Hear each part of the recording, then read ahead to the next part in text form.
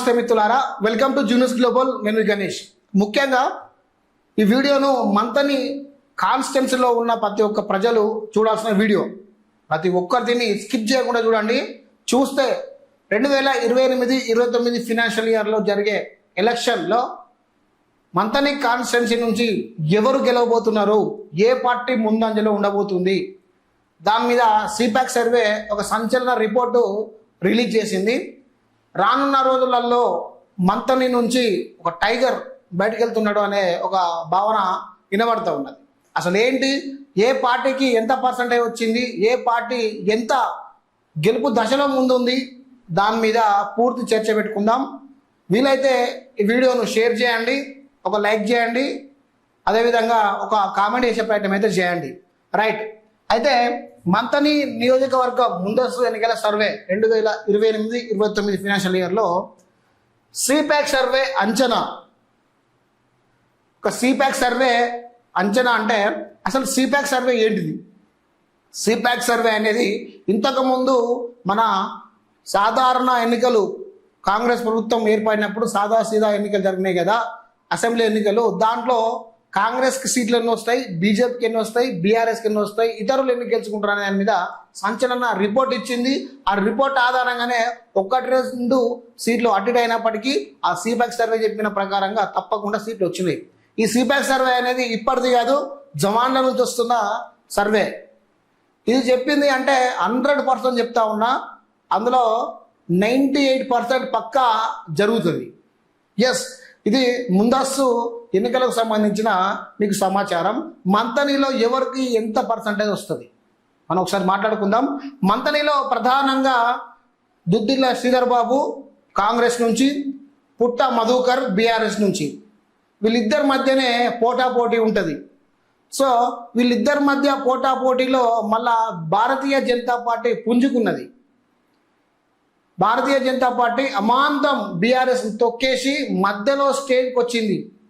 Congress first స్టేజ్కి పోతే Bharatiya Janata party middle స్టేజ్కి వచ్చి బీఆర్ఎస్ను అమాంతం తొక్కే ప్రయత్నం చేసింది. అంటే చూడండి, వీళ్ళిద్దరి మధ్య ఉన్న నెగిటివిటీని భారతీయ జనతా పార్టీ క్యాచ్ చేసుకొని అది మధ్యలోకి వచ్చింది. రేపు భవిష్యత్తులో మంతని కాన్స్టిట్యున్సీలో కాంగ్రెస్కు బీజేపీకి పోటీ పడేటట్టు ఉన్నది. అసలు ఎవరికి ఎంత పర్సంటేజ్ వచ్చింది తెలుసుకుందాం.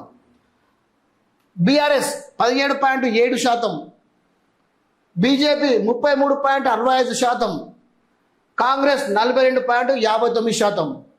ఇప్పటికీ స్టిల్ మంతని కాన్స్టిట్యున్సీలో 42.59% నుండి కాంగ్రెస్ లీడ్లో ఉన్నది. అదేవిధంగా బీఆర్ఎస్ 17.7%, మొత్తమే అడ్డీలో పడిపోయింది. దీన్ని ఆసరా తీసుకొని బీజేపీ 33.65%, అంటే దగ్గర ఒక ఇది 7, అదొక 2, 9, అదొక 10 వేసుకో, 10% ఇద్దరి మధ్య వ్యత్యాసం ఉన్నది. ఇక వీళ్ళకైతే 37-42, చాలా తేడా ఉండిపోయింది. ఘోరమైన తేడాతోటి బీఆర్ఎస్ వెనుకంజలో ఉంది. సో మొత్తానికైతే ఈ సర్వేను పూర్తిగా మనం రికగ్నైజ్ చేయలేము, ఎందుకంటే ఎలక్షన్లు ఇంకా 2 సంవత్సరాలు ఉన్నప్పటికీ ఈ గ్రాస్ చేంజ్ కావచ్చు. 42 కాస్త 33 కావచ్చు, 33 కాస్త 17 కావచ్చు, 17 కాస్త 42 కూడా కావచ్చు. సో మొత్తానికైతే ఇప్పుడు ఫాలోయింగ్ చూసుకున్నట్టయితే ఇక్కడ మంత్రి గారు దుద్దిల్ల శ్రీధర్ బాబు గారికి 42.59% గెలుపు లక్ష్యాలు కనబడతా ఉన్నాయి. ఒకవేళ బై బర్త్ అయినా ఏ విధంగానైనా కానీ ఒకవేళ ఈ సర్వే మ్యాప్ కనుక మారకుండా ప్రజలలో ఇలాగనే ఉంటే మాత్రం దుద్దిల్ల శ్రీధర్ బాబు గారికి ఈసారి మంత్రిలో పెట్టిన పేరు అనవచ్చు. ఆయనను ఓడించే వాళ్ళు లేరు అని అనుకోవచ్చు. పక్క 100% ఇది మనం పక్కా బలమైన ఒక విశ్వాసంగా నమ్మవచ్చు. ఎందుకంటే బీఆర్ఎస్ 17.7% మొత్తం పడిపోయింది. అంటే చాలా వరకు ఇక్కడ నాయకత్వ లక్షణాలు తగ్గిపోతూ ఉన్నాయి, నాయకత్వం పెరుగుతలేదు, ప్రజలలో పార్టీ బలోపేతం అయితలేదు, నాయకులు ప్రజల పట్ల ఆసక్తి చూపెడతలేరు, పార్టీని బలంగా ప్రజలలో తీసుకుపోవడానికి నాయకులు ఎటువంటి కార్యక్రమాలు చేయట్లేదు. అదేవిధంగా బీజేపీ. సో బీజేపీ విషయం చూసుకున్నట్టయితే బీజేపీ కూడా చాలా తక్కువ ఉన్నప్పటికీ వీళ్ళిద్దరి ఉన్న మైనస్ను బీజేపీ క్యాచ్ చేసుకొని బీజేపీ వచ్చే విధంగా అయితే కనబడతా ఉన్నది. సో ఇక్కడ అభివృద్ధి విషయం, ఇక్కడ ఇతర ఇంకా పోయినసారికి అభివృద్ధి లేదనే విషయం, ఈ రెండింటిని చూసుకున్నట్టయితే మధ్యలో బీజేపీ వీళ్ళిద్దరికి టఫ్ ఇచ్చినట్టయితే కనబడతా ఉన్నది. సో మొత్తానికి అయితే ఏదైతే ఉన్నా కానీ ఇంకోటి కాంగ్రెస్, ఇక కాంగ్రెస్ మనం చూసుకున్నట్టయితే కాంగ్రెస్ కార్యకర్తలు జెండా కోసం గుండెకాయ కోసిస్తారు. దాంట్లో మనం అనుమానం పెట్టాల్సిన అవసరమే లేదు. ఇంకా 10 ఏళ్ళైనా అధికారం లేకుండా ఉంటారు కానీ పార్టీ మారు. ఇది మాత్రం స్పష్టంగా చెప్తా. వాళ్ళ నాయకుడు ఎట్లున్నా కానీ కిందున్న కార్యకర్తలు మాత్రం పర్ఫెక్ట్గా జెండా కోసం నాయకుని కోసం ఎప్పుడు పక్క వాళ్ళు ప్రాణాలు ఇవ్వడానికైనా తగ్గరు. మీరు అక్కడ గుర్తుపెట్టుకోండి, ఇప్పుడు కాంగ్రెస్ పార్టీలో ఎవరైనా చిన్న కార్యకర్త కాంచి ఒక కార్యకర్త నుండి మళ్ళా ఆ కార్యకర్తే బీజేపీలకు బీఆర్ఎస్కో డిఎస్పీలకు పోయినట్టు మీరు విన్నారా? మంతనిలో ఎప్పుడన్నా మీరు చూసిరా? అస్సలే. ఒకవేళ పోయేటట్టుంటే ఈ బీఆర్ఎస్ నుంచి బీజేపీ నుంచి ఇతర క్యాండిడేట్లు ఉండి కాంగ్రెస్లో పోతున్నారు తప్ప కాంగ్రెస్ అభ్యర్థి బీఆర్ఎస్లకు బీజేపీలకు పోయినప్పుడు చూసిరా? లేదు. ఇక మరి వాళ్ళకి ఆ జెండా మీద వ్యామోహమో, జెండా ఎత్తుకుంటే వాళ్ళకి మరి ఉగ్రరూపం వస్తుందో, వాళ్ళ నాయకుని చూస్తే వాళ్ళకు ఉగ్రరూపం వస్తుందో తెలియదు కానీ జెండాను మట్టుకొని మాత్రం ఎట్లా అంటే ఉడుపు పట్లకి పట్టుకుంటారు. అధికారం ఉన్నా అధికారం లేకున్నా ఇక వీళ్ళది ఇట్లా ఉంటుంది. ఇక బీజేపీ అంటే కట్టర్.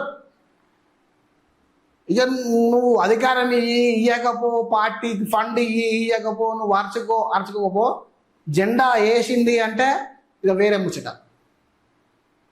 ఎస్. సో బీజేపీలో ఉన్న ఇక బీఆర్ఎస్ సంగతి చూసుకున్నట్టయితే బీఆర్ఎస్లో కొంత నాయకత్వ లక్షణాలు తగ్గిపోయినప్పటికీ మొత్తమే పతనం అయిపోయింది. ఇది 17.7% అంటే ఏంది? ఉన్నారా నాయకులు ఎక్కడన్నా పోయిరా? ప్రజలలో పార్టీ అసలు తెలిసిందా తెలుతలేదా? బీఆర్ఎస్ అంటే అసలు ఎవరు అనే పొజిషన్కి వస్తుందా? ఏంది ఇంత దారుణంగా పడిపోవడానికి గల కారణం ఏంటి? కార్యకర్తల, నాయకుడా, ప్రజల? సోషల్ మీడియా వాడుతూ ఉన్నారు, ప్రజలలో పోతూ ఉన్నారు, అయినా కూడా మొత్తమే 17.7% పడిపోయింది అంటే చూడండి ఇక ఎంతటి పతనం అయితే ఉందో.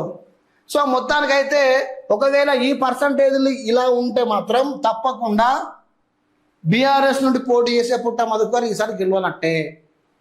ఒకవేళ కాంగ్రెస్ బీజేపీ మధ్య పోటాపోటీ ఉంటే, ఒకవేళ బీజేపీకి టఫ్ ఇచ్చినట్టయితే మళ్ళా దుద్దిల్ల శ్రీధర్ బాబు గారు మళ్ళీ ఎమ్మెల్యేగా గెలిచే అవకాశం కనబడుతున్నది. కేవలం జస్ట్ ఇది అంచనా వరకు మాత్రమే. మీరేదో దీన్ని రియల్గా అనుకోకండి, జస్ట్ ఇది అంచనా మాత్రమే. ఇప్పుడున్న ప్రజానాడి ప్రకారంగా సిపాక్ సర్వే వాళ్ళు చేసిన ఒక సీక్రెట్ సర్వే ఇది. ఈ గ్రాఫ్ మళ్ళీ మారవచ్చు. బీఆర్ఎస్ 42 కావచ్చు, బీజేపీ 17 రావచ్చు, కాంగ్రెస్ 33 రావచ్చు, చెప్పలేము. ఎలక్షన్ డిసైడ్ అయ్యేది వారం రోజుల్లో, 10 రోజుల్లో, 5 రోజుల్లో కాదు. ఓవర్ నైట్ రేపు ఎలక్షన్ అవుతున్నదనంగా నైట్ 10 గంటల నుంచి మొదలు పెడితే తెల్లారి 4 గంటల వరకు ఎలక్షన్ డిసైడ్ అవుతుంది. నాయకుడు ఎవరు, గెలుపొందే గుర్రాలు ఎవరి, ఏ పార్టీ గెలుస్తుంది, ఏ నాయకుడు గెలుస్తాడు, ఎవరు విజేత అనేది ఇక ముందున్న వారం రోజులు 10 రోజులు ఇదంతా డిసైడ్ చేయదు. ఇటు రమ్మంటే వందితే ఇటు పోతారు ప్రజలు, అటు రమ్మంటే వందితే అటు పోతారు ప్రజలు, అంతే. ఎలక్షన్ డిసైడ్ అయ్యేది ఆ 10 గంటల నుంచి తెల్లారి 4 గంటల వరకే ఎలక్షన్ డిసైడ్ అవుతుంది, అంతే. బస్ గ్రాస్ మొత్తం పెరగచ్చు తగ్గొచ్చు, పెరగచ్చు తగ్గచ్చు, ఐపీఎల్ మ్యాచ్ లాగా అట్లా. సో మొత్తానికైతే మీరేమనుకుంటున్నారు? మంత్రి కాన్స్టిట్యున్సీలో బీఆర్ఎస్ నుంచి పుట్ట మధుకర్ గెలుస్తాడా, కాంగ్రెస్ నుంచి దుద్దిల్ల శ్రీధర్బాబు గారు గెలుస్తారా? ఒకవేళ బీజేపీ అభ్యర్థి ఎవరు నిలబెట్టినా కానీ బీజేపీ అభ్యర్థి గెలుస్తాడా? దాని మీద కామెంట్ చేయండి. కామెంట్ చేసి లైక్ చేసి ప్రయత్నం చేయండి, 4 వీడియో షేర్ చేసి ప్రయత్నం చేయండి.